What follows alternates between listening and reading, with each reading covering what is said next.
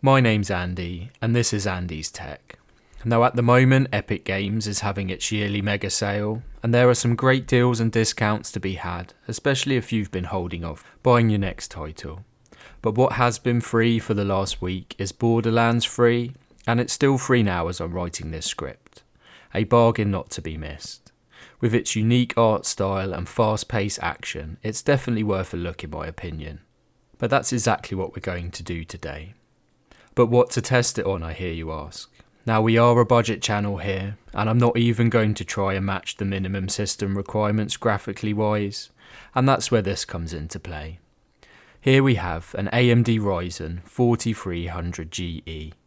I brought this little chip the other week off eBay for £85, and I've been dying to test it out, so what better way than to pit it against Borderlands 3. The 4300GE is a 4-core 8-threaded CPU, with a base clock of 3.5 GHz and boost speeds of up to 4 GHz. It has a TDP of 35 watts and has the all-important Vega 6 onboard graphics. It's not a retail chip and was mainly sold to OEM system builders like HP and Lenovo, though it can be found on places like eBay and AliExpress for around the £120 mark. I did get a bargain here at £85, and I will be doing a full review on this chip in the future, so make sure that you subscribed if you haven't done so already.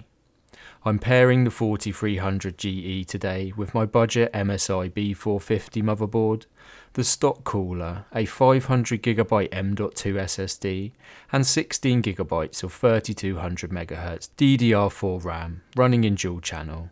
A pretty standard pairing in 2022, and something someone could easily put together on a budget of around £300 with a cheap case and PSU thrown in as well. The Vega 6 graphics will be overclocked as well today to a speed of 2300MHz over the stock 1700MHz. This is super simple to do in the BIOS and will run perfectly fine on our stock cooler. So with that out the way and without further ado, let's jump into Borderlands 3 and see how our little 4300GE performs. Okay, so before we start on the figures, we'll be testing the game today with the inbuilt low preset. It seemed a good mix of settings to me right off the bat, so I just left it alone. And as mentioned before, the game's art style is quite forgiving with lower settings, and the game looked lovely throughout our testing today. I tested the game in 1080p, 900p and 720p to try and find the best balance for the little Ryzen CPU and Vega graphics. 1080p first, and I did have some reservations before testing this, as Borderlands is a AAA title and we were well below the recommended minimum GTX 680.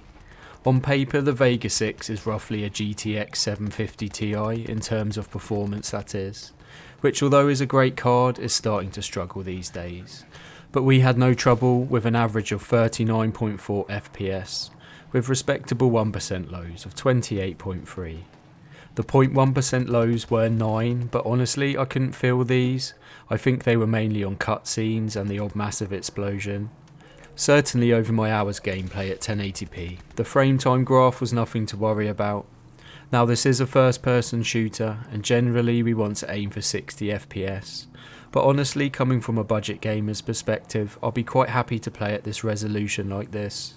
But 30's not 60, so let's move on to 900p and see what improvements can be made. And we were so close with an average of 57.3 FPS, and that again is over an hour's gameplay. The percentile figures improved again with a very respectable 37.2 and 14.5 respectively. This was probably the best of the 3 resolutions to play at that I tested today. And really if you wanted a plus 60 FPS average, you could always drop a couple of settings in the menu, but honestly there would be no point in my opinion. These Vega integrated graphics do start to come alive though at the lower resolutions, and this result is testament to that.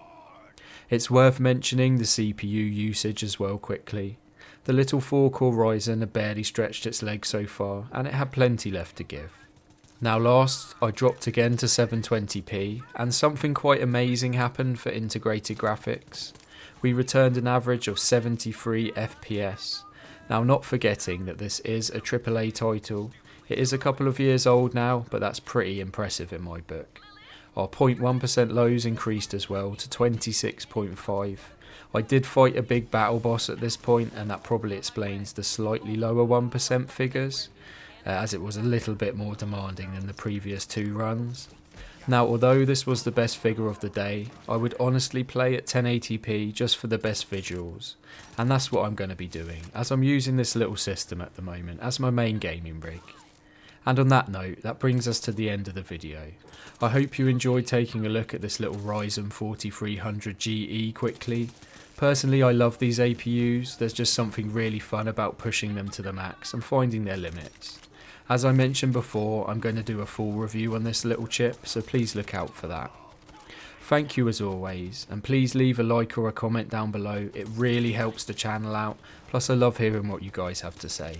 Please subscribe to see more content like this if you haven't done so already. God bless, take care, and hopefully see you in the next one.